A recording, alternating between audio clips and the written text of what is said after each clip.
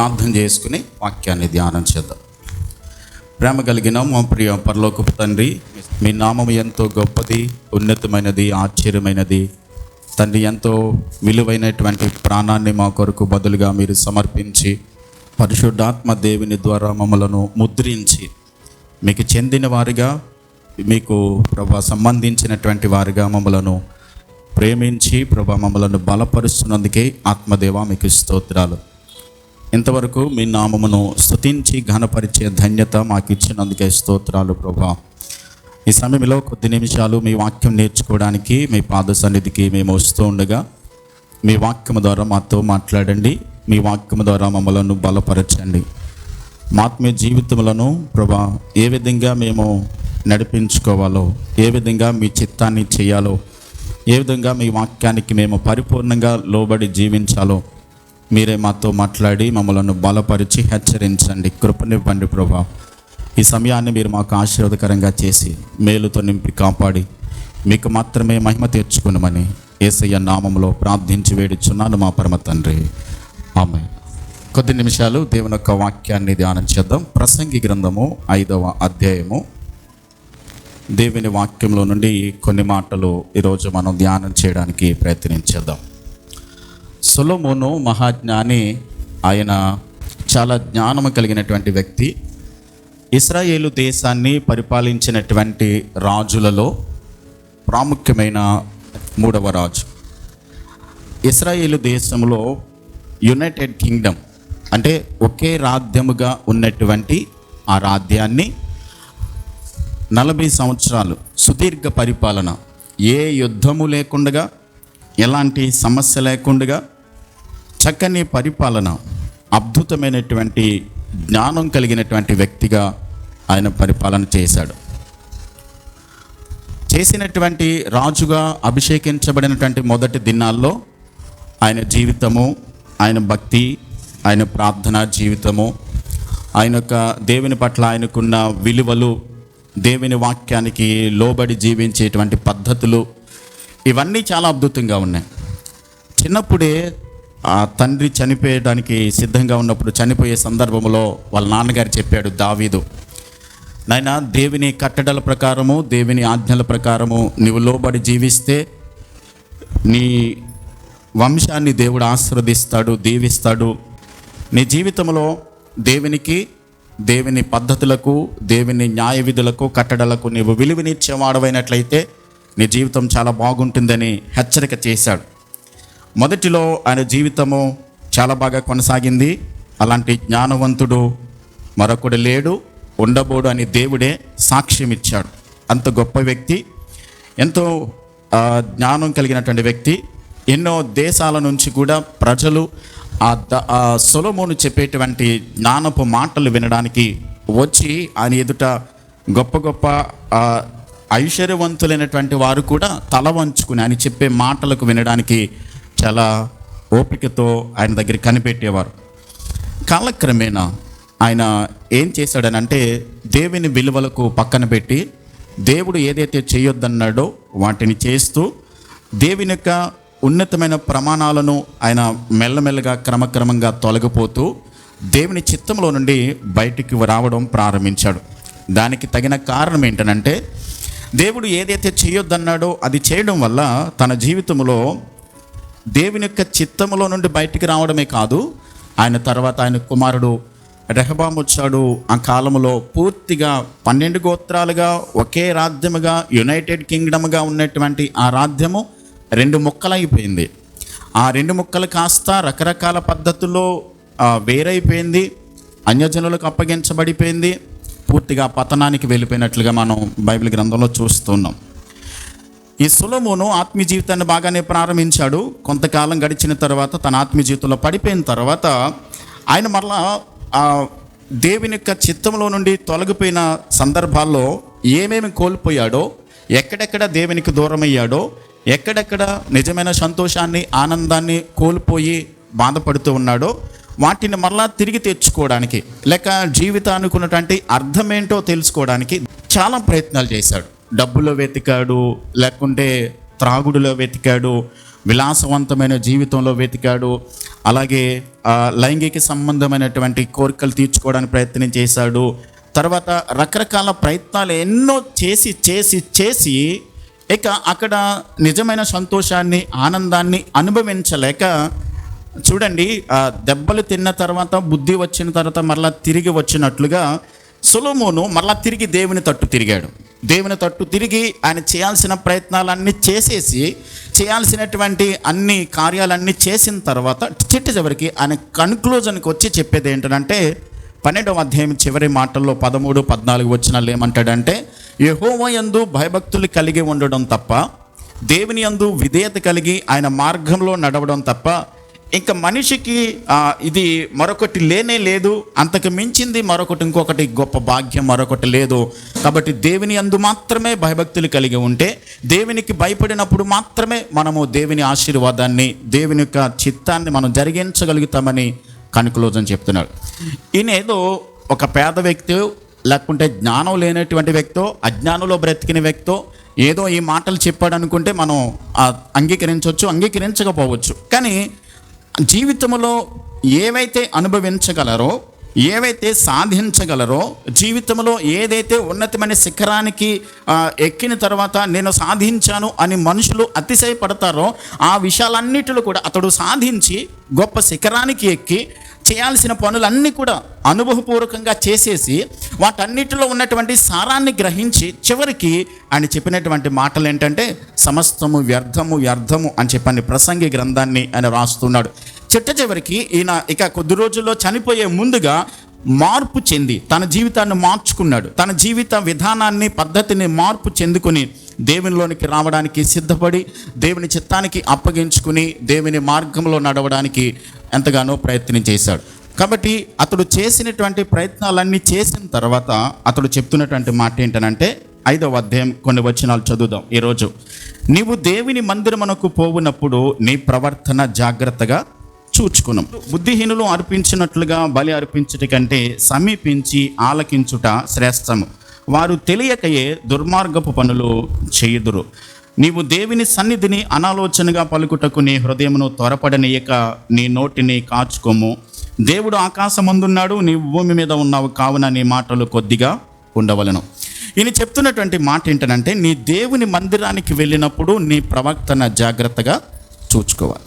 ప్రపంచంలో ఉన్నటువంటి మనుషులందరూ కూడా దేవుణ్ణి ఆరాధించేటువంటి విధానం ఎలా ఉండాలి అన్నది ఈయన స్పష్టంగా ఇక్కడ నేర్పిస్తూ ఉన్నాడు. దేవుని మందిరానికి వెళ్ళి దేవుని సన్నిధిని ఆరాధించేటప్పుడు, దేవునిని స్తుతించేటప్పుడు ఆయన సన్నిధికి వచ్చి ఎలా ఆరాధించాలి, ఎలా స్తుతించాలి, ఎలా ప్రార్థించాలి, ఎలా మొక్కుకోవాలి, ఎలా దేవుని సన్నిధిలో దేవుని నామమును మహిమపరచాలి అన్న విషయాలన్నిటిని కూడా ఈయన స్పష్టంగా నేర్పిస్తున్నాడు. మనం చేసే ఆరాధన దేవుని ఎదుట చాలా జాగ్రత్తగా ఉండాలి. ఆరాధన అంటే ఒక మాట క్లారిటీ ఇవ్వాలి నేను. ఆరాధన అంటే మనము ముందుగా 4-5 పాటలు పాడిన తర్వాత ఆరాధనని మనందరం నిలబడి చేతులెత్తి స్తుతించి ఆరాధించడం, అది మాత్రమే ఆరాధన కాదు. అది ఆరాధనలో ఒక భాగం. ఆరాధన అనంటే పాటలు పాడడం, దేవునిని స్తుతించడం, మహిమపరచడం ఆరాధన. చప్పట్లు కొట్టడం, చేతులిచ్చి ఆరాధించడం దేవునికి చేసేటువంటి ఆరాధన. అంతేకాదు, దేవుడు తన వాక్యం ద్వారా మనతో మాట్లాడుతున్నప్పుడు దేవుడే నాతో స్పష్టంగా మాట్లాడుతున్నాడు, ఆయన మాటలు నేను వినాలి అని చెప్పి ఏకీభ భావంతో ఆయన దగ్గర మాటలు వినడం, ప్రభువును ఆరాధించడం, దేవుడు మన జీవితాలలో ఆశీర్వదించుకునిచ్చిన కొలది దేవునికి ఇవ్వాల్సినటువంటి భాగాన్ని తీసుకొచ్చి ఆయనకు కానుకగా సమర్పించడం ఆరాధన. ప్రభు బల్లలో యోగ్యమైన రీతిలో పాలు పొందటం, అది ఆరాధన. ఇవన్నీ కూడా దేవుని సన్నిధిలో వచ్చి ప్రభువును ప్రార్థించటం, ఆయన మన దగ్గర నుండి దేవునికి విన్నపాలు తెలియచేయటం, ఇవన్నీ కూడా ఆరాధనలో భాగమే. కాబట్టి కేవలం 2 పాటలు 3 పాటలు పాడి ప్రభువును ఆరాధించడం అది మాత్రమే ఆరాధన కాదు. లేకుంటే ఒక ఫార్మేట్ పెట్టుకుని దానిని ప్రకారం చేసుకుని వెళ్ళడం మాత్రమే ఆరాధన కాదు. మనం దేవుని మందిరానికి వచ్చినప్పుడు చేయాల్సినటువంటి పనులన్నిటిలోనూ కూడా మనం హృదయపూర్వకంగా దేవునికి అర్పణ, దేవునికి సమర్పణ, దేవునికి యాగము, దేవునికి మన హృదయాన్ని సమర్పించుకుని దేవునిని స్తుతించడం, ఆరాధించడం, అది ఆరాధన అని వాక్యం చెప్తుంది. ఈ రోజున ప్రపంచంలో చాలా క్రైస్తవ సంఘాల్లో ఆరాధన ఒక ఆచారంగా మారిపోయింది. ఆరాధించటం అనంటే అలవాటుగా మనం ప్రతి ఆదివారం చర్చికి వెళ్ళాలి కాబట్టి, పాటలు పాడాలి కాబట్టి, దేవునికి ఏదో కానుక ఇవ్వాలి కాబట్టి, దేవుని బల్లలో పాలు పొందాలి కాబట్టి, ఏదో ప్రార్థన చేయాలి కాబట్టి, ఇలా నామకార్థంగా ఆచారంగా చేస్తే అలాంటి ఆరాధన దేవునికి అంగీకారం కానే కాదు. దేవుడు కోరుకునేది ఏంటనంటే మత్తయి సువార్త 15వ అధ్యాయము 9-10 వచనాల్లో ప్రభువే స్పష్టంగా చెప్పాడాయన. మత్తయి సువార్త 15వ అధ్యాయము 9-10 వచనాల్లో వాక్యంలో ఇలా చదువుదాం. ఈ ప్రజలు తమ పెదవులతో నన్ను గణపరచుదురు గాని వారి హృదయము నాకు దూరముగా ఉన్నది.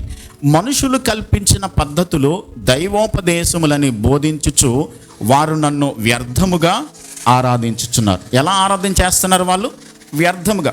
మనుషులు కల్పించుకున్న పద్ధతులను ఇవి దేవుడు పెట్టిన పద్ధతులు అన్నట్టుగా, మనుషులు కల్పించుకున్నటువంటి విధి విధానాల ప్రకారము ఇది దేవుడు ఏర్పాటు చేసిన విధానమని భావించి వారు నన్ను వ్యర్థంగా ఆరాధన చేస్తున్నారు అని ప్రభువు చెప్తా ఉన్నాడు. కాబట్టి మనం చేసే ఆరాధన, మనం చేసేటువంటి స్తుతి అది దేవునికి అంగీకార యోగ్యంగా ఉండాలి. ఏదో ఇచ్చాంలే, ఏదో అర్పించాంలే, ఏదో చేశాంలే, ఏదో జరిగించాంలే అన్నట్టుగా చేస్తే ఇది కయీను లాంటి అర్పణ అవుతుంది, పరిసయ్యును లాంటి ప్రార్థన అవుతుంది. మరలా చెప్తున్నాను, కయీను లాంటి అర్పణ అవుతుంది, పరిసయ్యును లాంటి ప్రార్థన అవుతుంది. వాళ్ళిద్దరు ఏం చేశారు? వేషధారణతోనే చేశారు. దేవుని కొరకు చేయలేదు. వాళ్ళు దేవుడు అంగీకరించాలన్న ఆలోచనతో చేయలేదు. ఇక్కడ గ్రంథకర్త రాస్తున్నాడు, బుద్ధిహీనులు అర్పించినట్లుగా బలి అర్పించుట కంటే సమీపించి ఆలకించుట శ్రేష్టం. బుద్ధిహీనులు అర్పించుట అంటే పాత నిబంధన కాలంలో బలులు అర్పించేవారు. పాత నిబంధన కాలంలో మేకలు, గొర్రెలు దేవుని సన్నిధికి తీసుకుని వచ్చి అర్పించేటువంటి వారు. ఇక్కడ వాక్యం ఏం చెప్తానంటే, బుద్ధిహీనులు అర్పించినట్లుగా బలి అర్పించుట కంటే సమీపించి ఆలకించుట శ్రేష్టం. ఇక్కడ ఇంకొక పని ఏంటంటే, దేవుడు అంగీకరించకపోయినా వాళ్ళు ఏం చేస్తూ ఉన్నారు? బలులు అర్పిస్తాను ఉన్నారు. దేవుడు అంగీకరించినా అంగీకరించకపోయినా అది వేరే విషయం, కానీ వాళ్ళు అర్పించడం మాత్రం మానట్ల. కాబట్టి బలి అర్పించడం చాలా తేలికండి. బలి అర్పించడం తేలికేనా? చాలా తేలిక. ఒక గొర్రె పిల్లని తెచ్చి జేబులో ఒక 100 రూపాయలు తీసి ఇచ్చేయడం చాలా తేలిక. కానీ సమీపించి ఆలకించడం చాలా కష్టం. శ్రద్ధగా దేవుని మాటలు విని ఆ మాటలు జీవితానికి అన్వయించుకుని అవి జీవితంలో నడుచుకోవడం చాలా కష్టం. జేబులో 10 రూపాయలు 100 రూపాయలు తీసి ఇచ్చేయడం చాలా తేలిక. ఇక్కడ ఏమంటాడంటే, బుద్ధిహీనులు అర్పించుటగా బలి అర్పించడం కన్నా సమీపించి ఆలకించుట చాలా శ్రేష్టం. అది మాత్రమే శ్రేష్టమైంది.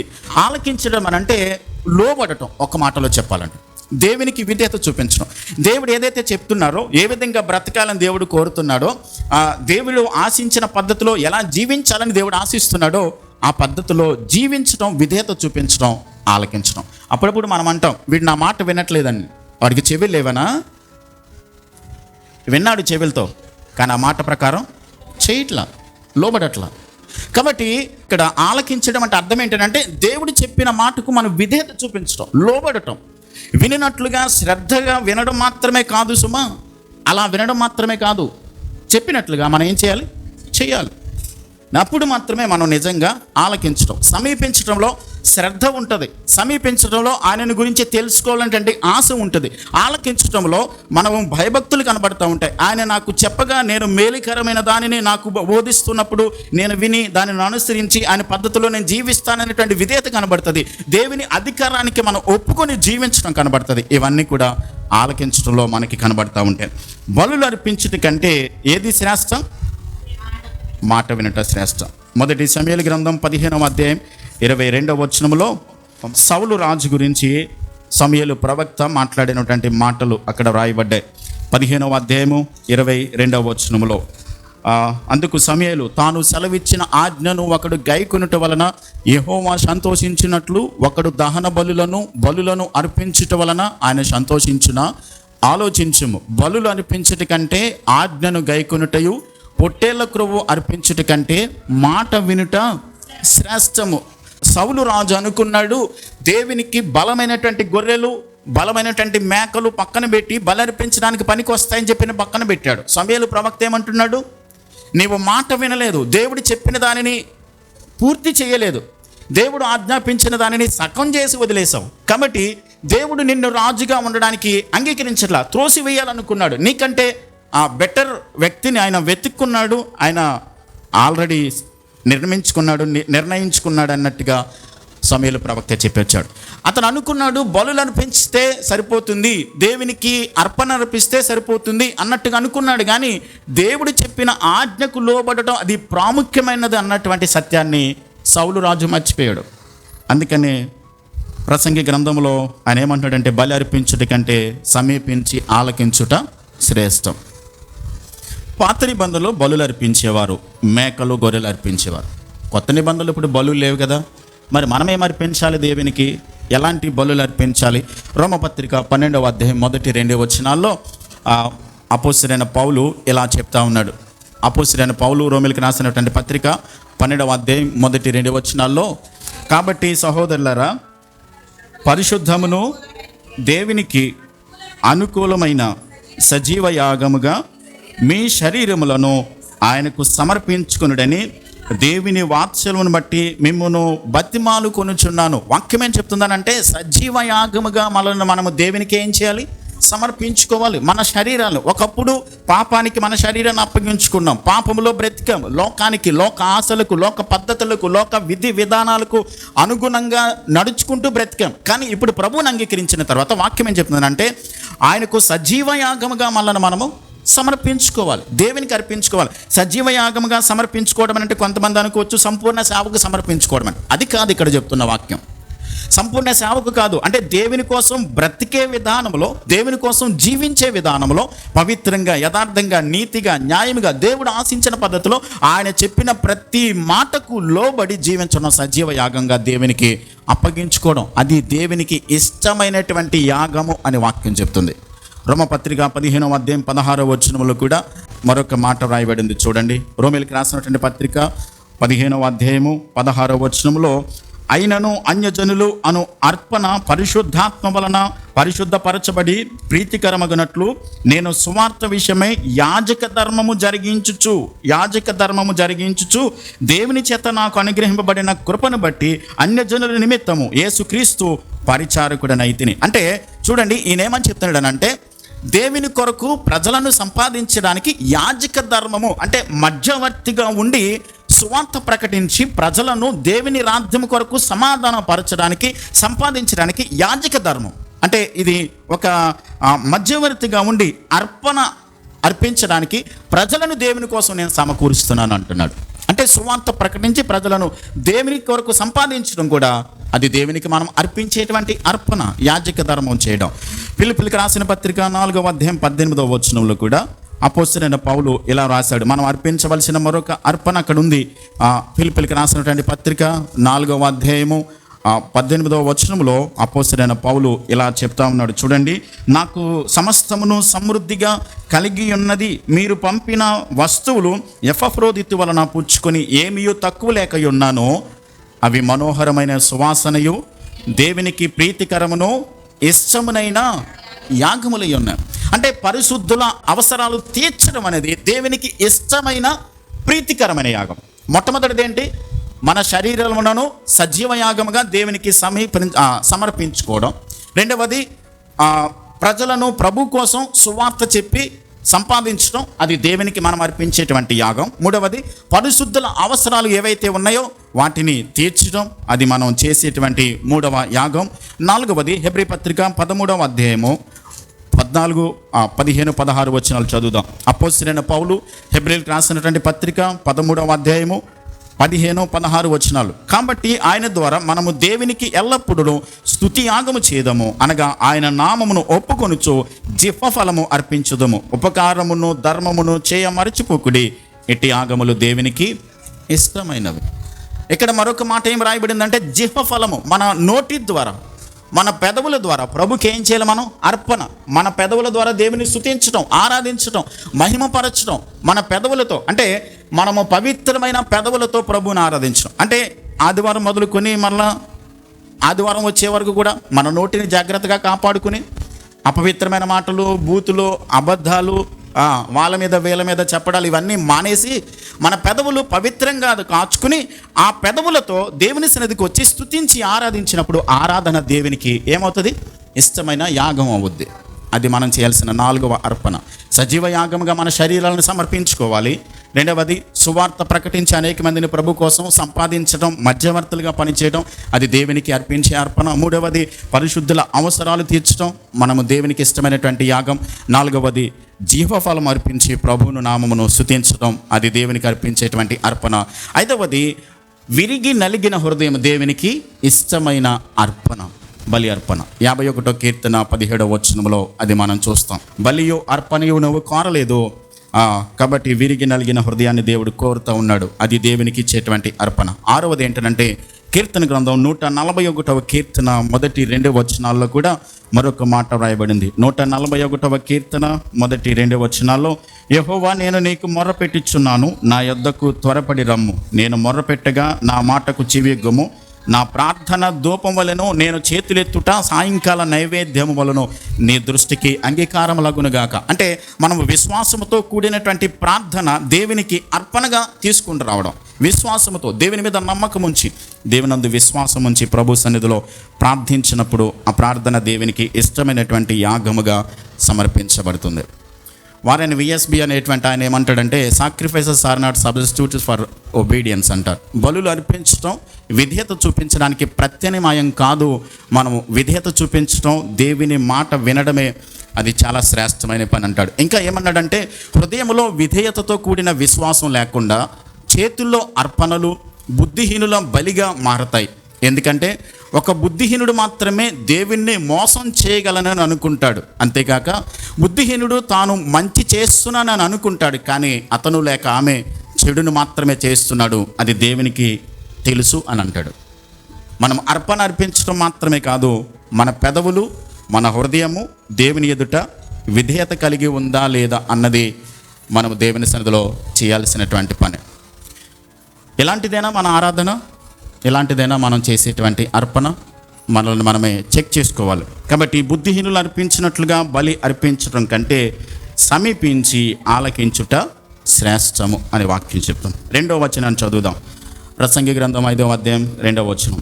నీవు దేవుని సన్నిధిని అనాలోచనగా పలుకుటకు నీ హృదయమును త్వరపడనీయక నీ నోటిని కాచుకొమ్ము.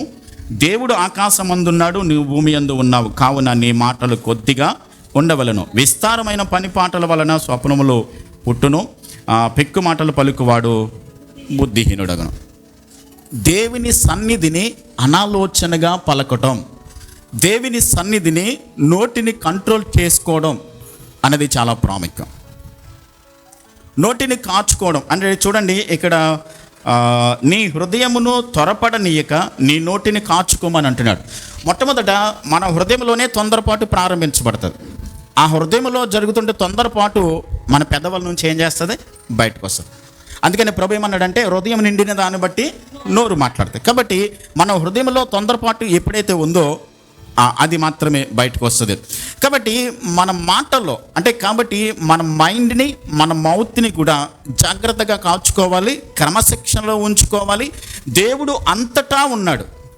దేవాలయం బయట కూడా ఎక్కడే ఉన్నాడా దేవుడు? అన్ని చోట్ల ఉన్నాడు. చర్చి నుంచి బయటికి వెళ్ళిన తర్వాత కూడా దేవుడు ఉన్నాడు. కాబట్టి ఎక్కడ మాత్రమే నోటిని జాగ్రత్తగా కాచుకోవడం కాదు, అన్ని సందర్భాల్లో, అన్ని వేళల, అన్ని పరిస్థితులలో కూడా మనము మన నోటిని జాగ్రత్తగా కాపాడుకోవాలి. దేవుడు ఆకాశమందున్నాడు, నీవు భూమి మీద ఉన్నావు, నీ మాటలు కొద్దిగా ఉండవలను. దేవుడు ఆకాశమందు మాత్రమే ఉన్నాడంటే దాని అర్థం ఏంటనంటే, ఆయన సర్వ అధికారం కలిగిన దేవుడు, నీవు ఆయన అధికారం కింద ఉన్నావు సుమా. ఆయన పైన ఉన్నాడు, నీవు కింద ఉన్నావు. ఆయన ఎక్కడ ఉన్నాడు? ఆకాశం మీద ఉంటాడని కాదు, ఆయన అన్ని చోట్ల ఉన్న దేవుడు, ఆయన సర్వం మీద కూడా అధికారం కలిగి ఉన్న దేవుడు. కాబట్టి ఆయన అధికారం క్రింద ఉన్నావు. కాబట్టి అన్నిటి మీద అధికారం కలిగి ఉన్న దేవునికి నీ మాటలు ఎలా ఉండాలి? కొద్దిగా ఉండాలి. విస్తారంగా ప్రార్థన చేస్తే, గమనించాలి, విస్తారంగా ప్రార్థన చేస్తే, ఎక్కువసేపు ప్రార్థన చేస్తే, లేకుంటే క్వాలిటీ పదాలు వాడితే, గట్టిగా ప్రార్థన చేస్తే దేవుడు వింటాడనేటువంటి భ్రమలో కొంతమంది ఉంటారు. మీరు గమనించండి. గట్టిగా ప్రార్థన చేసినా, విస్తారమైన ప్రార్థన చేసినా, లేకుంటే క్వాలిటీ పదాలు వాడినా అది కాదు దేవుడు చూసేది. మన హృదయమును దేవుడు చూస్తాడు, మనం మాట్లాడే మాటలను దేవుడు చూస్తూ ఉన్నాడు. కాబట్టి మన హృదయం దేవుని ఎదుట ఎలా ఉన్నదన్న దాన్ని బట్టి కొన్ని సందర్భాల్లో మనము దేవుని సన్నిధికి వచ్చేటప్పుడు విస్తరించి మాట్లాడడం. ఒక ఆయన ఏమన్నాడంటే, గమనించండి, 10 మంది మధ్యలో కొంతమంది ఎక్కువ ప్రార్థన చేస్తారు, ఎక్కువసేపు ప్రార్థన చేస్తారు.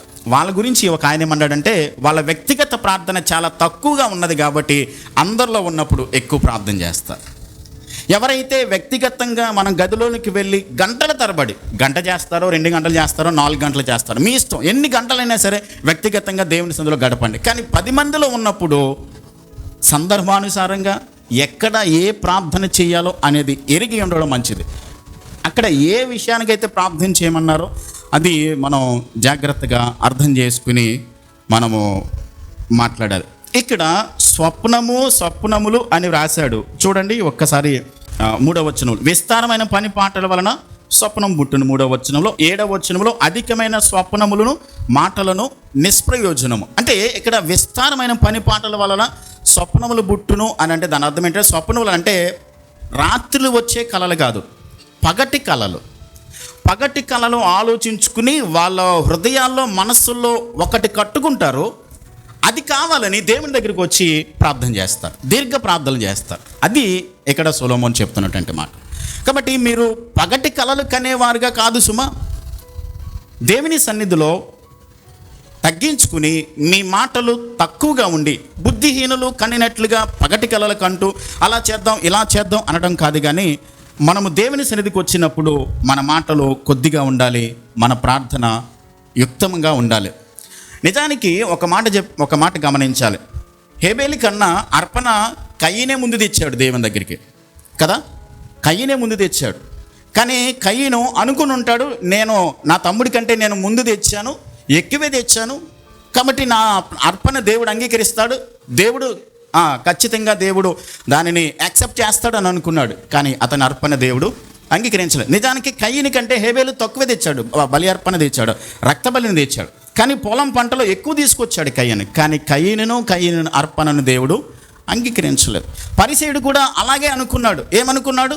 ప్రగల్భాలు బడికాడు. తన గురించి తాను చెప్పుకోవడమే సరిపోయింది పరిసయ్యుడు. నేను అలా చేస్తానని, ఇలా చేస్తానని, అది చేస్తానని, ఇది చేస్తాను. అది కాదు దేవుని సన్నిధికి వచ్చినాడు. మన హృదయాన్ని దేవుని సన్నిధిలో కుమ్మరించుకుని మనం ప్రార్థించేవారిగా ఉండాలి. మనం ఒక అధికారి ముందు నిలబడినప్పుడు ఎలా మాట్లాడతాం? మీ బాస్ ఉన్నప్పుడు, మీ బాస్ ముందు మాట్లాడేటప్పుడు, మీరు కలెక్టర్ దగ్గరికి వెళ్ళి మాట్లాడాలనుకోండి, ఇష్టానుసారంగా మాట్లాడతామా? ఏం మాట్లాడాలో, ఎంత మాట్లాడాలో?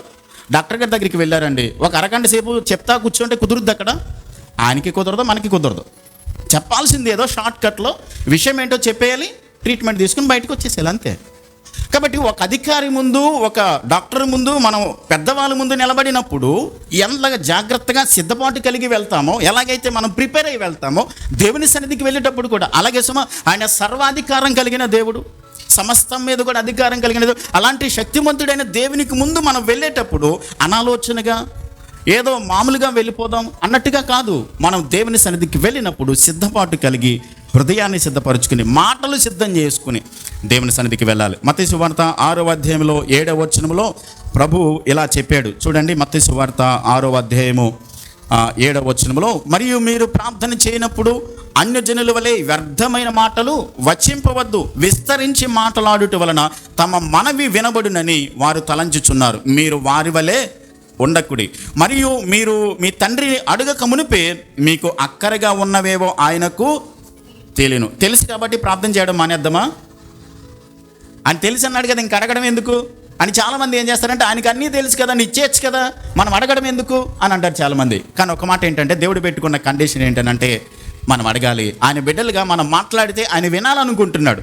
మన నోటి నుండి మనకు కావలసిన దానిని అడిగినప్పుడు ప్రభు అన్నాడు, అడగండి నేను ఇస్తానన్నాడు, వెతకండి నేను దొరుకుతానన్నాడు, తట్టండి నేను తీస్తానని చెప్పాడు. కాబట్టి ఆయన అడగమన్నాడు. కాబట్టి దేవుడు అంగీకరించదగిన జవాబు ఇచ్చేటువంటి ప్రార్థన ఏంటో తెలుసా? మనం ప్రార్థన సిద్ధం చేసుకుని ఆయన సన్నిధికి చేరడం. అందుకనే దావీదు 5వ కీర్తన 3వ వచనంలో ఆయన ఏమంటాడంటే, 5వ కీర్తన 3వ వచనంలో, యెహోవా ఉదయమున నా కంఠస్వరము నీకు వినబడును, ఉదయమున నా ప్రార్థన నీ సన్నిధిని సిద్ధం చేసి కాచి ఉందును. సిద్ధం చేశాడు ఆయన, ప్రిపేర్ చేసుకున్నాడు. ప్రభా ఉదయమై నేను ఏం మాట్లాడాలి నా తండ్రితో, నా దేవునితో నేనేమి విన్నవించాలి, ఏది సమర్పించాలి, ఏది ఆయన దగ్గర అడగాలి అని నేను అన్నీ కూడా హృదయంలో నేను నిశ్చయం చేసుకున్నాను అని అంటాడు. జాన్ బనియన్ అనేటువంటి ఒక భక్తుడు యాత్రికుని ప్రయాణం అనే పుస్తకం రాశాడు. ఆయన ఏమంటాడనంటే ప్రార్థనలో హృదయం లేని మాటల కంటే మాటలు లేని హృదయం ఉండడం మంచిది అంటాడు. In prayers it better to have a heart without words that words without a heart అంటాడు. అంటే మనము హృదయాన్ని దేవుని దగ్గర తీసుకుని వెళ్ళినప్పుడు హృదయంలో నుండి విస్తరించి మాట్లాడడం కన్నా మౌనంగా కూర్చుని మన హృదయంలో నుండి ఒక ఆర్తనాదం మూలుగు దేవుని సన్నిధిలో. కొన్నిసార్లు దేవుని సన్నిధికి వెళ్ళినప్పుడు హృదయ భారంతో నిండిపోయినప్పుడు పెదవుల నుంచి మాటలు రావు, కానీ మన గుండెల్లో నుండి ఆర్తనాదం వస్తూ ఉంటుంది, దుఃఖం వస్తూ ఉంటుంది. మనం మాట్లాడలేం, కానీ మన హృదయం దేవుని సన్నిధిలో కుమ్మరించి ప్రార్థన చేస్తాం. హన్న అలాగే దేవుని సన్నిధిలో ఏం చేసింది? హృదయాన్ని కుమ్మరించుకుని ప్రభు సన్నిధిలో ప్రార్థన చేసింది. ప్రార్థన అంటే సర్వశక్తుడైన దేవునితో మాట్లాడడానికి వస్తున్నాం కాబట్టి అది గుర్తుంచుకొని రావాలి. ప్రార్థన చేసే ముందు సిద్ధపడి రావాలి. ఆయన ముందుకు వచ్చేటప్పుడు జాగ్రత్తగా తక్కువ మాట్లాడి ప్రభు సన్నిధిలో మనం ఏం చేయాలి? ప్రార్థించాలి. 4 నుండి 7 వచనాల్లో ఆయన ఏం రాశాడో ఒకసారి చదువుదాం, చూడండి. నీవు దేవునికి మొక్కుబడి చేసుకునే ఎడల దానిని చెల్లించుటకు ఆలస్యం చేయకము. బుద్ధిహీనుల యందు ఆయనకి ఇష్టం లేదు. నీవు మొక్కుకొనిన దానిని చెల్లించుము. నీవు మొక్కుకొని చెల్లింపకుండుట కంటే మొక్కుకొనకుండుటయే మేలు. నీ దేహమును శిక్షకు లోపరుచున్నంత పని నీ నోటి వలన జరగనీయకము. అది పొరపాటు చేత జరిగినని దూత ఎదుట చెప్పకము. నీ మాటల వలన దేవునికి కోపము పుట్టించి నీ వేళ నీ కష్టమును వ్యర్థపరుచుకునేదవు. అధికమైన స్వప్నములు మాటలోని నిష్ప్రయోజనములు నీ మట్టుకు నీవు దేవుని యందు భయభక్తులు కలిగి ఉండు. పాత నిబంధన గ్రంథంలో మొక్కుబళ్ళు చేసుకునే వాళ్ళు ఉన్నారు, క్రొత్త నిబంధనలో కూడా మొక్కుబళ్ళు చేసుకునే వారు ఉన్నారు. మొక్కుబడి చేసుకున్న దానిని బట్టి చెల్లించడానికి ఆలస్యం చేయొద్దు అని అంటున్నాడు. దేవుని సన్నిధికి వచ్చి మనం మొదట ఏమి నేర్చుకున్నాం? మాట్లాడడానికి నిదానించి అని అన్నాడు. మొక్కుబడి తీర్చడానికి మాత్రం నువ్వు సిద్ధపడు, త్వరపడి తొందరగా దాన్ని తీర్చడానికి ప్రయత్నించి అని చెప్తున్నాడు. మొక్కుబడి అని అంటే మనము సర్వసాధారణంగా కొన్ని సందర్భాల్లో నీ ఎదుట ఎలా చేస్తానో, నేను అలా చేస్తాను, నేను ఎలా బ్రతుకుతానని తీర్మానాలు చేసుకుంటాం. సర్వసాధారణంగా నేను ఇది ఇస్తాను అది ఇస్తానని మనం మొక్కుకుంటాం. మొక్కుకోవడం మంచిదే, కానీ పాత నిబంధనలో చాలామంది దేవుని దగ్గర మొక్కుకున్నారు, కొత్త నిబంధనలో కూడా మొక్కుబడి చేసుకున్నారు. మొక్కుకున్న దానిని మనము తొందరగా తీర్చడానికి ప్రయత్నం చేయాలని వాక్యంలో ఇక్కడ వ్రాయబడి ఉంది. బుద్ధిహీనులు మొదటగా అనాలోచనగా మొక్కుబడి చేసేసుకుంటారు, కానీ తీర్చడానికి ఏం చేస్తారు? వాళ్ళు ఆలస్యం చేస్తారు. అది మంచిది కాదు అని వాక్యం చెప్తుంది. దానివల్ల ఏం జరుగుతుందో తెలుసా? నీవు మొక్కుకున్న దానిని చెల్లించుము. నీవు మొక్కుకొని చెల్లింపకుండుట కంటే అసలు మొక్కుకొనకుండటమే మేలు. నీ దేహమును శిక్షకు లోపరిచినంత పని నీ నోటి వలన జరగనీయకము. అది పొరపాటు చేత జరిగినని దూత ఎదుట చెప్పకము. ఇక్కడ ఏంటంటే దూత అని అంటే దేవుని మందిరములో పనిచేసేటువంటి దేవుని సేవకులు, లేక దేవుని మందిరములో దేవుని సంఘాలను నడిపించేటి వారి మధ్యకు వచ్చి, ఏమండి నేను అప్పుడు ఏదో తొందరపడి ఏదో మొక్కేసుకున్నానండి, కానీ ఇప్పుడు మాత్రం నాకు కుదరట్లేదండి, నాకు డబ్బులు లేవు, లేకుంటే టైం కుదరట్లేదు, చేయడానికి నాకు పరిస్థితులు అనుకూలించట్లేదు అని చెప్పవద్దు అని వాక్యంలో రాయబడి ఉంది. అసలు మొక్కుకోవడమే పొరపాటు, మొక్కుకున్న దానిని తీర్చకుండా ఆలస్యం చేయడం మరొక పొరపాటు. అంతేకాదు, నీవు మొక్కుకున్న దానిని చెల్లించకపోవడం ద్వారా ఏమవుతుందని అంటే నీ దేహమును శిక్షకు లోపరుచినంత పని. గమనించాలి, మనం చెల్లించకపోతే దేవుడు ఖచ్చితంగా దానికి తగినటువంటి శిక్ష ప్రభు దగ్గర నుంచి వస్తుందని వాక్యం చెప్తుంది. కాబట్టి మనం తొందరపడి ఏదో మొక్కేసుకున్నాం, ఈ కంగారులో మనం అనుకున్నాం, సరే తీర్చడం ఆలస్యం అవుతుంది అనుకోండి, తొందరగా దానిని చేయడానికి దేవుని దగ్గర మనం తీర్మానించుకోవాలి. దేవునికి మాట ఇచ్చేటప్పుడు జాగ్రత్తగా మనము మాట ఇవ్వాలి. ఎలా పడితే అలా కాదు. మొక్కేసుకున్న తర్వాత పర్వాలేదులే, ఇచ్చినా ఇవ్వకపోయినా పర్వాలేదులే, దేవుడు మర్చిపోయాడేమలే అనుకోవద్దు. గమనించాలి. నేను ఒక మాట చెప్తాను, దేవునికి ఇచ్చినటువంటి మాట, మనము ఇచ్చినటువంటి ప్రమాణం నెరవేర్చకపోతే మనము దోషులం అవుతాం. కాబట్టి మీరు గమనించండి, ఇంతకుముందు ఎన్నిసార్లు మనం దేవుని దగ్గర మొక్కుకున్నాం, ఎక్కడెక్కడ మొక్కుకున్నాం, దేని గురించి మొక్కుకున్నాం, దేని విషయాల్లో దేవునికి ఇస్తామని, లేకుంటే దేవునికి ఇది జరిగిస్తానని, ఇది చేస్తానని దేవుని దగ్గర మనం ప్రమాణం చేసాం. అవి ఒకవేళ మర్చిపోయామేమో గుర్తు చేసుకుని వాటిని మీరు నెరవేర్చవలసిన వారై ఉన్నారని వాక్యం చెప్తుంది. ఇక్కడ వాక్యం ఏం చెప్తుందంటే, నీ దేహమునకు శిక్ష, నీవు ఇచ్చినటువంటి చేసుకున్నటువంటి నువ్వు నోటి ద్వారా పలికినటువంటి మొక్కుబడికి నువ్వు శిక్షను నీవు అనుభవం తెచ్చుకుంటున్నావు. అలా కాదు. గమనించండి, మొక్కుకున్న దానిని తీర్చకపోతే ఖచ్చితంగా దేవుడు దాన్ని లాగేసుకుంటాడు. నువ్వు మొక్కుకున్న దానిని ఇవ్వకపోతే ఆయన లాగేసుకుంటాడు, ఖచ్చితంగా తీసుకుంటాడు, ఇవ్వాల్సిందే. అందుకనే నీ దేహమునకు శిక్ష లోపరిచినంత పని నీ నోటిని రానియకమును. నీ మాటల వలన దేవునికి కోపము పుట్టించి నీ వేళాన్ని కష్టమును వ్యర్థపరుచుకుంటావు. నువ్వు మొక్కుకున్నావు, తీర్చకపోతే ఇక్కడ ఏం జరుగుతుందంటే నీ సంచి కూడా సిల్లి సంచిలా ఉంటుంది, పోస్తూ ఉంటావు, వెళ్ళిపోతూ ఉంటుంది ఇవ్వాల్సిన దానిని ఇవ్వకపోతే. ఇంకొక మాట, శ్రమ తీవ్రతలో మొక్కుబడి చేయకండి. కష్టంలో ఉన్నాం, ఇబ్బందులో ఉన్నాం. ఒకవేళ కొంతమంది ఏం చేస్తారంటే బిడ్డకి ఏదైనా అనారోగ్యం వస్తే, బిడ్డకి ఏదైనా బలహీనత వస్తే తగ్గట్లేదు, ఇక అనారోగ్యం అది కంట్రోల్ అవ్వట్లేదు. కొంతమంది ఏం చేస్తారు, ప్రభా ఈ నీరసం తగ్గితే నీ సేవకి ఇచ్చేస్తాను ప్రభా అంటారు.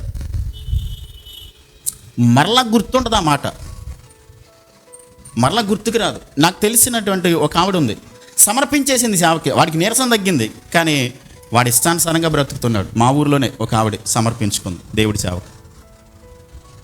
లేదు, కష్ట తీవ్రతలో, ఇబ్బందులో, శ్రమలో ఉన్నప్పుడు మొక్కుకోవడం కాదు సుమా. మొక్కుకుంటే ఖచ్చితంగా దాన్ని ఏం చేయాలి, తీర్చాలి. దేవుని చేత కోపం రప్పించుకుని ఆయన ఉగ్రతకు పాలవద్దు. నువ్వు మాట్లాడే ముందు, మొక్కుకునే ముందు ఆలోచించి మాట్లాడు.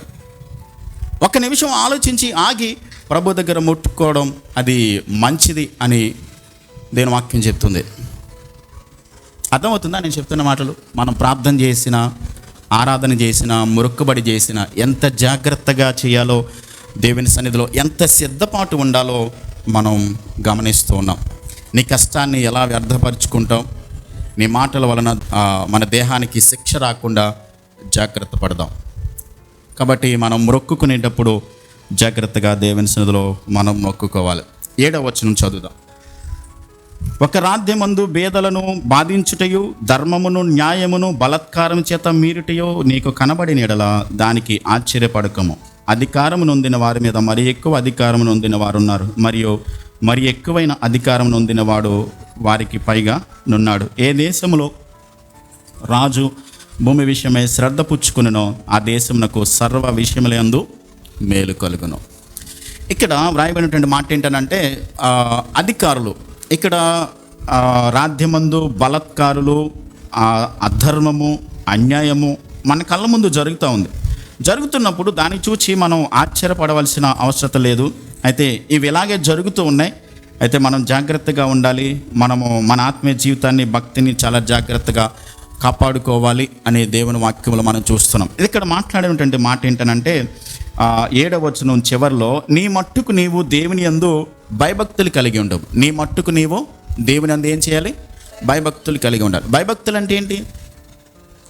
దేవుని యందు భయభక్తులు కలిగి ఉండడం అంటే అర్థం ఏంటి? చాలాసార్లు చెప్పాను. 115వ కీర్తన 11వ వచనాన్ని చదువుదాం. 115వ కీర్తన 11వ వచనం. దేవుని యందు భయభక్తులు కలిగి ఉండడం అంటే 115వ కీర్తన 11వ వచనం. యెహోవా యందు భయభక్తులు గలవారులారా, యెహోవా యందు నమ్మిక ఉంచుడి. యెహోవా యందు భయభక్తులు కలిగి ఉండడం అంటే ఆయన యందు నమ్మిక ఉంచడమే. దేవుని యందు ఏం చేయాలి? నమ్మిక ఉంచడమే దేవుని యందు భయభక్తులు కలిగి ఉండడం. 130వ కీర్తన 4వ వచనములు కూడా, 130వ కీర్తన 4వ వచనం. అయినను జనులు నీ యందు భయభక్తులు నిలుపునట్లు నీ యొద్ద క్షమాపణ దొరుకును. దేవుని యందు భయభక్తులు కలిగి ఉండడం అంటే దేవుని క్షమాపణను యథార్థ హృదయంతో అనుభవించడం. అంటే ఆయనకు భయపడితే మనం ఏం చేస్తాం? దేవుని దగ్గర మనం చేసిన తప్పుని ఏం చేస్తాం? క్షమించమని అడుగుతాం, ఒప్పుకుంటాం. ఒకవేళ దేవుడి భయం లేదనుకోండి, తప్పించుకుని తిరుగుతాం. దేవుని దగ్గరికి వచ్చి క్షమించమని అడగడం కానీ, ఆ క్షమించిన తర్వాత దేవుడు ఇచ్చేటువంటి ఆ క్షమాపణను యథార్థ హృదయంతో అనుభవించడం కానీ అది చేయలేం. కాబట్టి దాచుకోవడం, సమర్థించుకోవడం, ఆ లక్షణాలు ఎవరికి ఉంటాయంటే దేవుని యందు భయభక్తులు లేనటువంటి వారు దేవుని దగ్గర వాళ్ళు ఒప్పుకోలేరు, దాన్ని క్షమించమని అడగలేరు. కాబట్టి ఆయన యందు భయభక్తులు కలిగి ఉంటే ఒప్పుకుంటాం, క్షమాపణను మనం కోరుకుంటాం. మొట్టమొదటిది దేవుని యందు విశ్వాసం ఉంచటమే దేవుని యందు భయభక్తులు కలిగి ఉండడం. రెండవది ఆయన క్షమాపణను మనం అనుభవించడం, దేవుని యందు భయభక్తులు కలిగి ఉండడం. 112వ కీర్తన 1-2 వచనాల్లో, 112వ కీర్తన 1-2 వచనాల్లో, యెహోవాను స్తుతించుడి, యెహోవా యందు భయభక్తులు గలవాడు ఆయన ఆజ్ఞలను బట్టి అధికముగా ఆనందించువాడు ధన్యుడు. దేవుని యందు భయభక్తులు కలిగి ఉంటే చెడులో ఆనందించలేం మనం. దుష్టత్వంలో, దుర్మార్గంలో, లోకంలో ఉన్నటువంటి అపవిత్రతలో ఏ మాత్రం కూడా మనం సంతోషించలేం. లోక సంబంధమైన విషయాలు మనను సంతోషపరచలేవు. లోక సంబంధమైన పద్ధతులు, లోక సంబంధమైన విషయాలు, లోక సంబంధమైనటువంటి ఆచారాలు, లోక సంబంధమైనటువంటి లోకంలో ఏవైతే సంతోషాన్ని కలిగిస్తాయో వాటి వైపు మనం వెళ్ళిపోయి వాటిలో ఆనందించలేం. కొంతమంది 2 గంటల సేపు టీవీ ముందే కూర్చుంటారు, ఆనందిస్తారు దాంట్లో. అంటే దేవుడికి ఇవ్వాల్సిన టైంను మనం ఇవ్వకోకుండా దొంగిలించడం. దేవుని యందు భయభక్తులు కలిగి ఉండడం అంటే ఆయన ఆజ్ఞలను బట్టి అధికంగా ఆనందించడం. సామెతల గ్రంథం 8వ అధ్యాయం 13వ వచనములో కూడా యెహోవా యందు భయభక్తులు కలిగి ఉండుట చెడుతనమును అసహ్యించుకున్నట్టే. చెడుతనాన్ని ఏం చేయాలి? అసహ్యించుకోవడం. మొట్టమొదటిది దేవుని యందు విశ్వాసం ఉంచటం, దేవునికి భయపడడం. రెండవది ఆయన ఇచ్చేటువంటి క్షమాపణను మనం అనుభవించటం, దేవునికి భయపడడం. మూడవది ఆయన ఆజ్ఞలను బట్టి అధికముగా ఆనందించటం.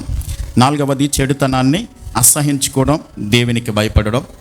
ఐదవది 147వ కీర్తన 11వ వచనములో కూడా తన యందు భయభక్తులు గల వారి యందు తన కృప కొరకు కనిపెట్టి వారి యందు యెహోవా ఆనందించేవాడు ఉన్నాడు. దేవుని యందు భయభక్తులు కలిగి ఉంటే ఏం చేస్తామంటే దేవుని కృప కొరకు మనం కనిపెడతాం. మనం అడిగేమో, దేవుని సన్నిధిలో విజ్ఞాపన చేసాము, ఆయన ఇచ్చేంత వరకు కూడా ఆయన కృప కొరకు మనం ఏం చేయాలి? కనిపెట్టారు.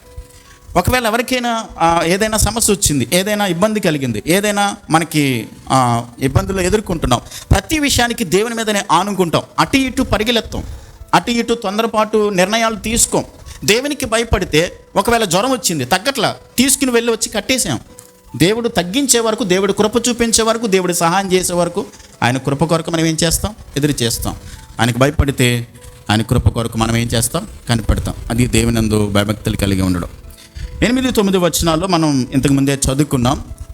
ఈ బలత్కార లోకంలో బీదలను బాధించడం, ధర్మం, న్యాయం, బలత్కారం చేత మేరడం మనకి కనబడుతున్నప్పుడు ఆశ్చర్యపడవద్దు అని అంటున్నాడు.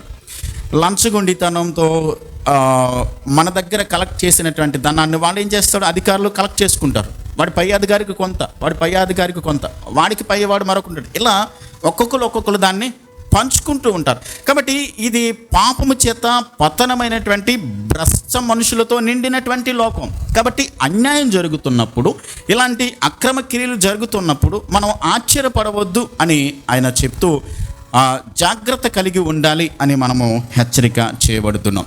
ముందుకు వెళ్దాం, టైం అవుతుంది. 10 నుండి 17 వచనాల వరకు కూడా ఒక ప్రాముఖ్యమైన వాస్తవాన్ని ఇక్కడ ఆయన రాశాడు. 10 నుంచి 17 వచనాల వరకు కూడా ధనాన్ని అపేక్షించడం గురించి రాశాడు. ఒకసారి చదువుదాం. ద్రవ్యమును అపేక్షించేవాడు ద్రవ్యము చేత తృప్తి నొందడు, ధన సమృద్ధిని అపేక్షించేవాడు దాని చేత తృప్తి నొందడు. ఇదియు వ్యర్థమే. ఆస్తి ఎక్కువైన ఎడల దాన్ని భక్షించువారును ఎక్కువ అవుతాడు. కన్నులార చూచుటయే కాక ఆస్తి పరునికి తన ఆస్తి వలన ప్రయోజనమేమి? కష్టజీవులు కొద్దిగా తినినను ఎక్కువగా తినినను సుఖనిద్ర నొందుదురు. అయితే ఐశ్వర్యవంతులకు తన ధన సమృద్ధి చేత నిద్ర పట్టదు.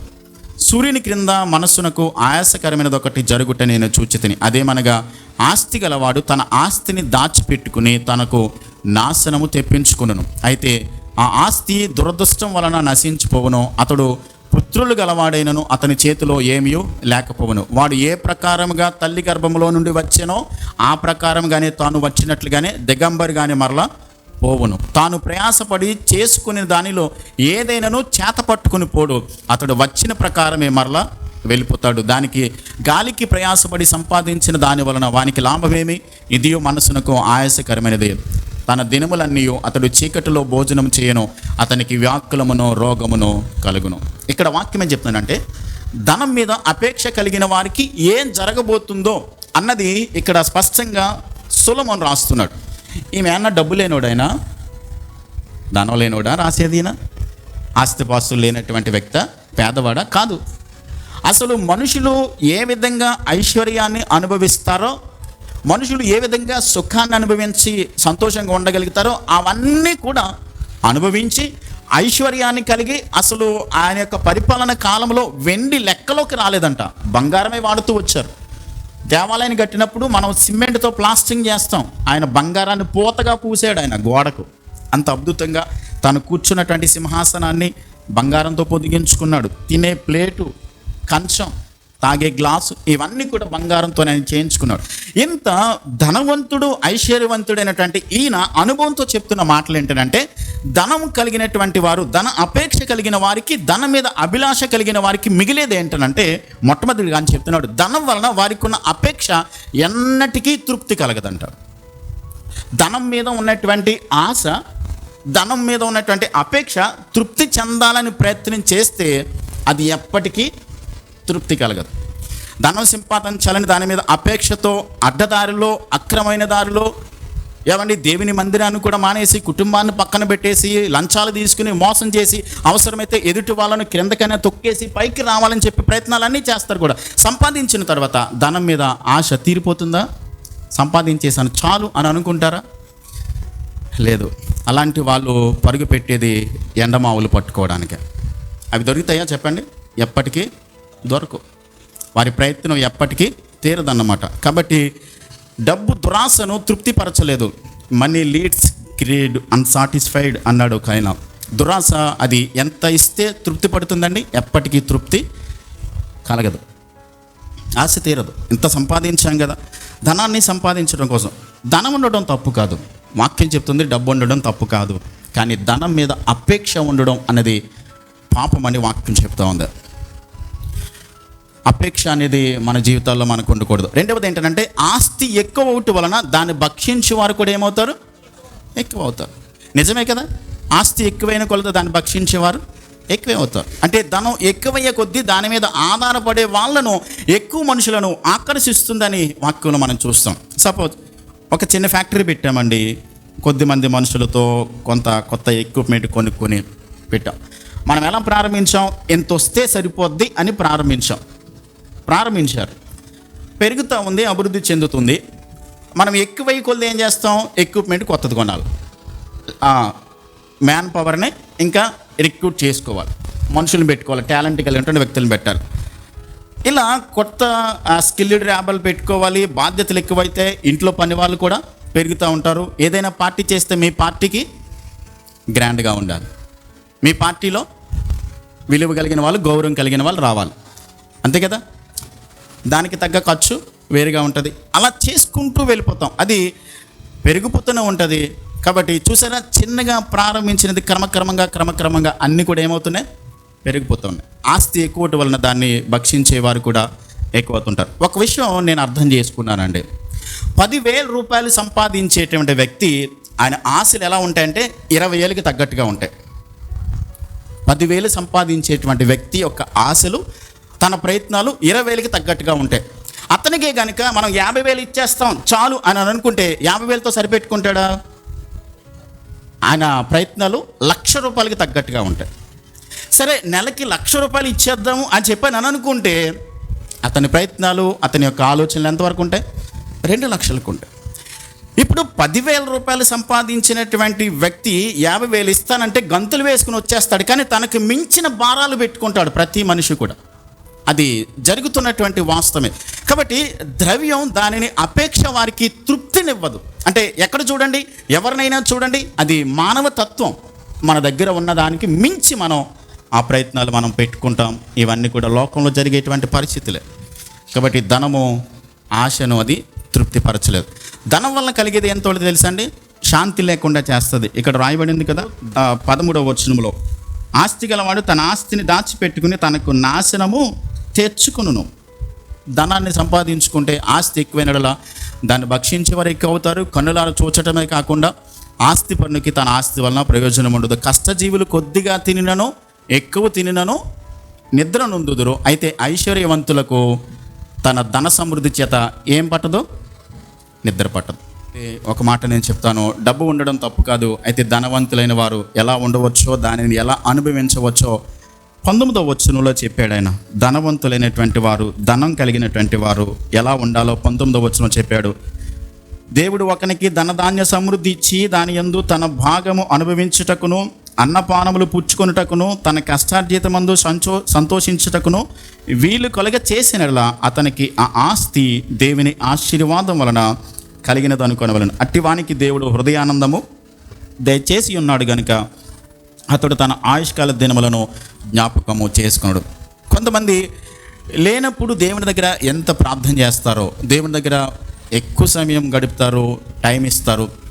సరే, వాళ్ళు అడిగారు, దేవుడు ఏదో కృప చూపించి ఇచ్చాడు. ఇచ్చిన తర్వాత ఎక్కడండి పాస్టర్ గారు అవ్వట్లేదండి, ఎక్కడండి పాస్టర్ గారు దేవుని మందిరానికి రావట్లేదండి. గుర్తుపెట్టుకోనండి, ఇచ్చింది ఆయనే తీసేసుకుంటాడు కూడా. ఇచ్చిన వాడే తీసుకోవడానికి కూడా ఆయనకి అధికారం ఉంది.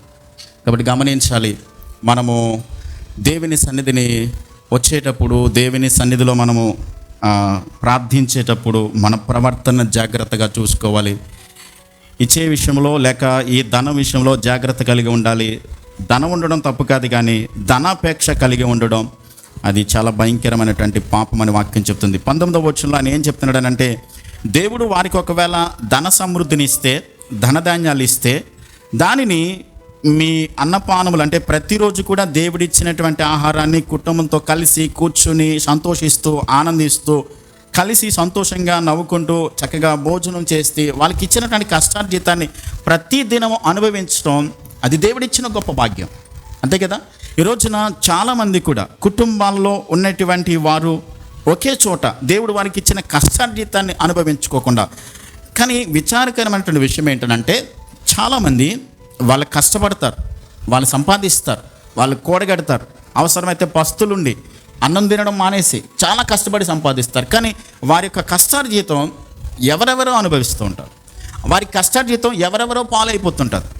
వారు సంపాదించినటువంటి సంపాదన వారి కుటుంబం మాత్రమే అనుభవించవలసిన దాని యొక్క పద్ధతి ఉండగా, ఆ విధానంలో కాకుండా ఎవరెవరో దానిని అనుభవించడం అది నిజమైన ఆశీర్వాదం కాదు. వాక్యం ఏం చెప్తుందంటే, ఒకడు దేవుడు వానికి ధన సమృద్ధిని ఇచ్చిన ఎడల దాని యందు తన భాగమును అనుభవించుట, తన కష్టార్జితాన్ని తానే అనుభవించడం, తన కుటుంబం మాత్రమే అనుభవించడం, తన బిడ్డలు మాత్రమే దానిని సుఖంగా అనుభవించడం, అది దేవుడు వారికి ఇచ్చినటువంటి గొప్ప ఆశీర్వాదం. అంతే కదా. కష్టార్జితాన్ని బిడ్డలు కుటుంబం అందరూ కలిసి అనుభవించి దానిని సంతోషంగా అనుభవించడం అది దేవుడిచ్చిన ఆశీర్వాదం.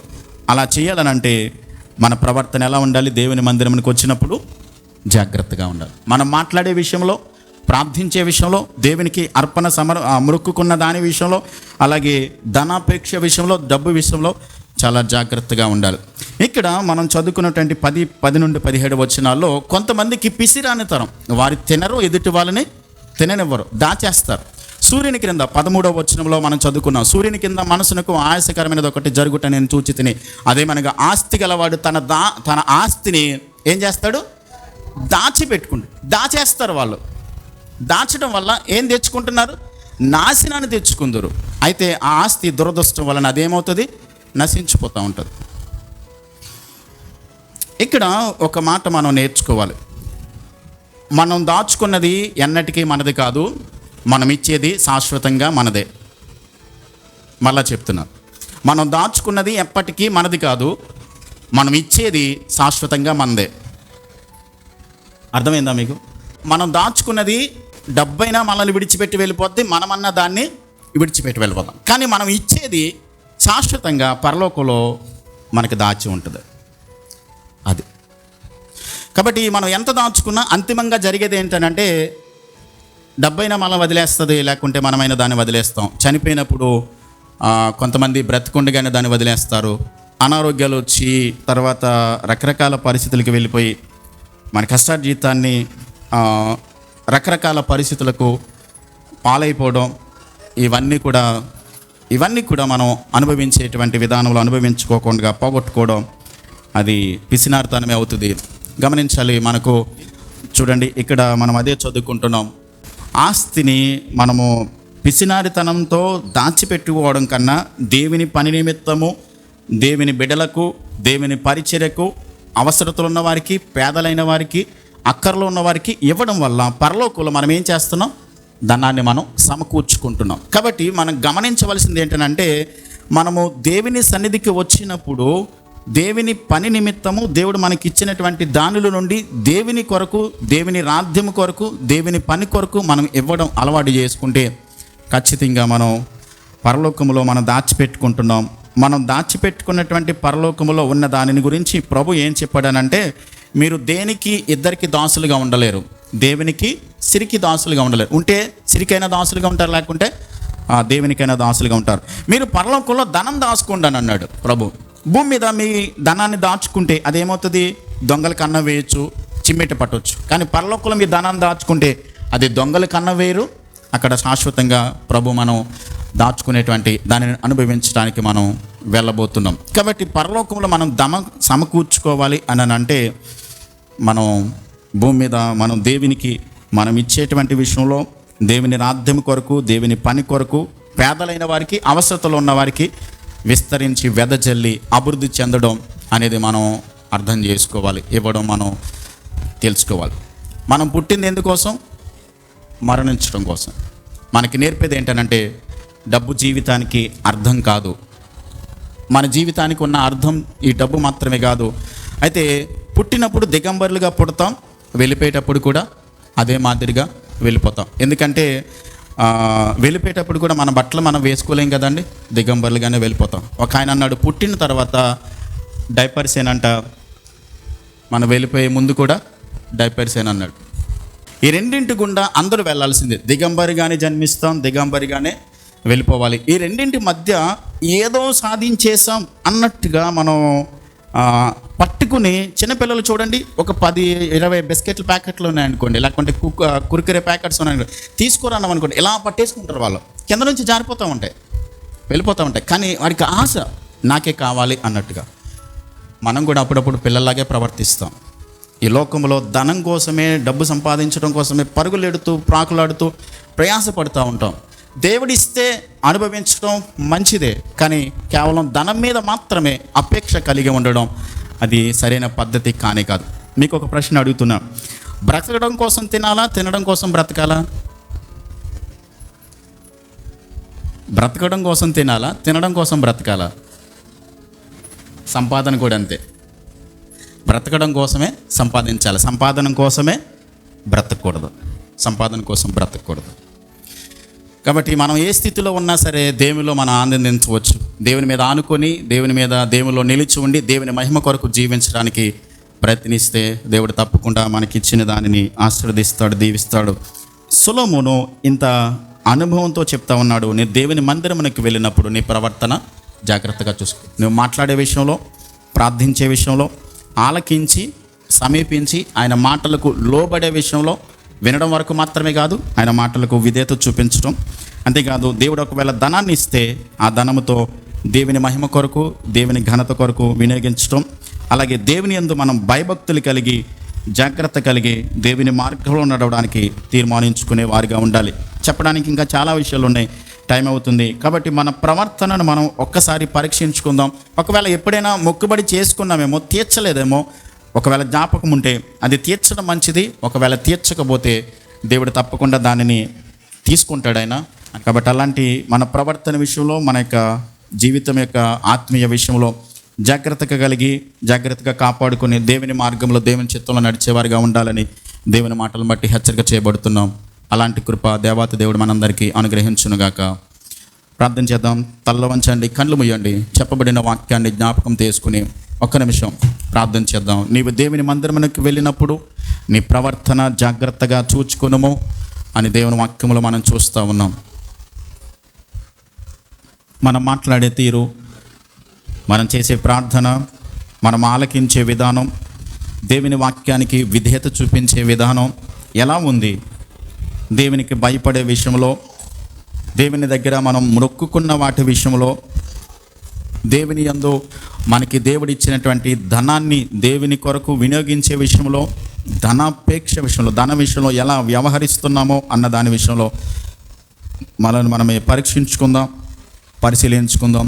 ఒకవేళ ఎక్కడైనా దేవునికి వ్యతిరేకంగా మనలో బలహీనతలు ఉన్నాయేమో, ధనం మీద ఆశ పెట్టుకున్నామేమో, విస్తరించి మనం మాట్లాడుతున్నామేమో, చెప్పిన మాటకు, దేవుని మాటకు పరిపూర్ణంగా లోబడలేకపోతున్నామేమో అర్థం చేసుకుని, పరీక్షించుకుని, ఎక్కడైనా పొరపాట్లు ఉంటే దేవుని దగ్గర ఒప్పుకుందాం, క్షమించమని వేడుకుందాం, దేవుని సహాయాన్ని కోరుకుందాం. ప్రార్థన చేద్దాం. ప్రేమ కలిగిన తండ్రి, మా దేవా మీకు స్తోత్రాలు. ప్రసంగి గ్రంథం 5వ అధ్యాయంలో ఉన్నటువంటి ఎన్నో ఆత్మీయ పాఠాలు మీరు మాకు నేర్పించారు. మేము మీ మందిరమునకు వచ్చినప్పుడు ఎంత జాగ్రత్త ప్రవర్తన కలిగి ఉండాలో మీరు మాకు నేర్పిస్తూ ఉన్నారు. జాగ్రత్త కలిగి మా జీవితాన్ని చక్కబెట్టుకుని వాక్యమనే పునాది మీద కట్టుకుని ప్రభా మీ చిత్త ప్రకారం జీవించడానికి, వాక్యక్రమంలో నడుచుకోవడానికి మీ కృపను అనుగ్రహించండి. నేను బలను సమీపిస్తుండగా ప్రభా యోగ్యమైన రీతిలో పాలు పొంది మీకు మహిమ తెచ్చిబిడ్డలుగా జీవించడానికి కృప చూపించి సహాయం చేయమని యేసయ్య నామములో ప్రార్థించి వేడుచున్నాను మా పరమ తండ్రి. ఆమేన్.